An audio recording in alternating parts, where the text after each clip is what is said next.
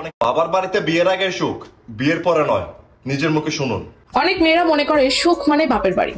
অনেক মেয়েরা আছে স্বামীর অবাধ্য হয়েও বাবার বাড়ি গিয়ে অনেকদিন থাকে, স্বামীর সাথে তর্ক করে বাবা মার কাছে গিয়ে থাকে, মানে বাচ্চা কাচ্চার স্কুল ছুটি হয়ে গেলেই বাপের বাড়ি দৌড় দেয়।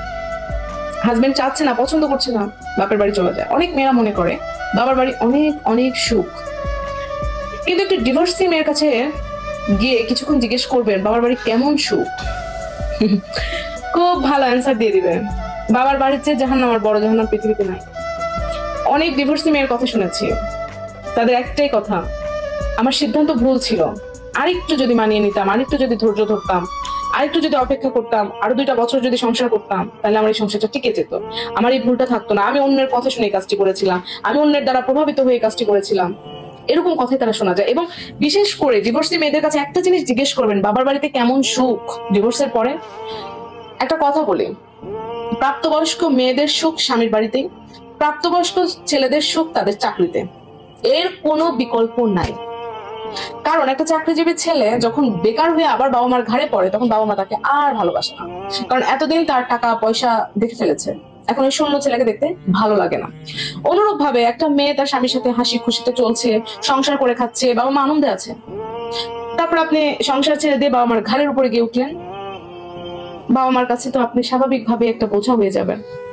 তারপর আপনাকে তারা আর ওই চোখে দেখে না। আপনি বাবা মার ঘরে যখন কিশোরী হিসেবে ছিলেন, তখন ছিলেন আপনি তাদের মেয়ে, কিন্তু আপনি তাদের ছেড়ে গিয়ে একটা সংসার করেছেন, আপনার সংসারটি আপনি রাখতে পারেননি, বাবা মার ঘাড়ে ফেরত এসেছেন, তখন আপনি কিন্তু তাদের কাছে বোঝা। এই জন্য আমি মেয়েদেরকে একটা কথাই বলবো, আপনারা স্বামীর ঘর ছেড়ে যান, সমস্যা নেই, আমার কি, আপনি যাবেন, আমার কোনো সমস্যা। কিন্তু তারপর এতগুলো কথা কেন বলছি, আপনি যাওয়ার আগে ভাবেন। একটা কথা আছে না, ভাবিয়া করিও কাজ, করিয়া ভাবিও না। আপনি কারোর পর কথা শুনে স্বামীকে ছেড়ে দিলেন, ডিভোর্স দিয়ে চলে গেলেন, আপনি আপনার সংসার থেকে চলে গেলেন বাবা মার ঘাড়ে। বাবা মা ভাই বোনরা ডিভোর্স হওয়ার পরে যখন আপনাকে খোঁটা দিবে, আপনি জীবনেও সহ্য করতে পারবেন না ভাই, এটা হয় না। আপনার তখন কলেজা ছিঁড়ে যাবে, তখন মনে হবে আরে স্বামী যাই করতো, দিন শেষে খাবার তো এনে দিত। আর আপনার বাবার বাড়ি তখন আপনাকে নিজেকে মেহমান মনে হবে, তখন তারা কথা বলার পরে যতই আপনার খাবার সামনে দেখছি, খাবারটার গলা দিয়ে নামে না ভাই। এই জন্য আমি মেয়েদেরকে বারবার বলবো, আপনারা ধৈর্যশীল হন। আপনারা ডিভোর্সের ব্যাপারে অন্তত কারোর সাথে আপনার বিবেককে কাজে লাগান, কি আপনাকে কোন বুদ্ধি দিচ্ছে সেটাকে বোঝার চেষ্টা করেন। এবং একটা কথা খুব ভালো করে মনে রাখেন, জীবন মানেই সুখ দুঃখের এপিঠ। আপনার জীবনে সাংসারিক জীবনে অনেক কষ্ট আসবে, কিন্তু তার পেছনে সুখ থাকবে। একটা মানুষ আপনাকে প্রতিদিন বকা দেয়, আপনি কিচ্ছু বলেন না, 7 দিন 10 দিন পর ওই মানুষটার একদিন বুঝ হবে, এতগুলা বকা দিলাম কিচ্ছু হলো না, তার বকা দিয়ে লাভ কি, ও বেচারা সাধারণ মানুষ, থাক কিছু না বলি। ঠিক অনুরূপ ভাবে আপনি ধৈর্য ধরবেন, একদিন আল্লাহ পাকের পক্ষ থেকে ওই মানুষটার মধ্যে একটা বোঝ আসবে। আপনাকে প্রতিনিয়ত আপনার ধৈর্যশীলতা এমন পর্যায়ে আপনি নিয়ে যাবেন যেন সে দেখে তার অপরাধ বোধটা জেগে ওঠে। আর অন্যের কথায় পরিচিত হয়ে কখনো নিজের সংসার ছেড়ে বাপের বাড়ি যাবেন না। বাপের বাড়ি তো সুখ না।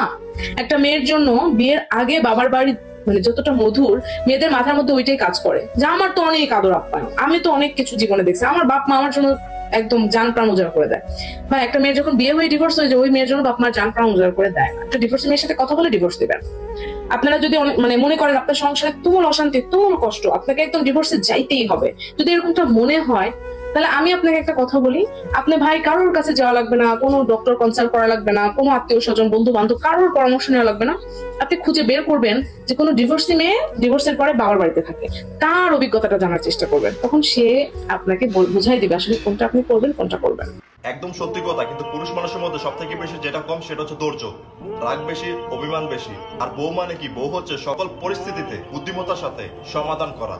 রাগারাগি মারধর করে বাপের বাড়ি চলে যাওয়াটা এটা কোনো সমাধান হতে পারে না। একটা সংসারে ঝামেলা হতেই পারে, সবকিছু সমাধান করে দুজনকে মিলেমিশে থাকাটাই উচিত। আর শ্বশুর বাড়িতে শ্বশুর শাশুড়ি হয়তো অনেকে অনেক কিছু বলে, অনেক কটু কথা বলে, কিন্তু এগুলো এক সময় মেনে নিতে হয়। আর একজন ডিভোর্সি মেয়ে জানে ডিভোর্সের পর এক বাবার বাড়ি কতটা ভয়ানক।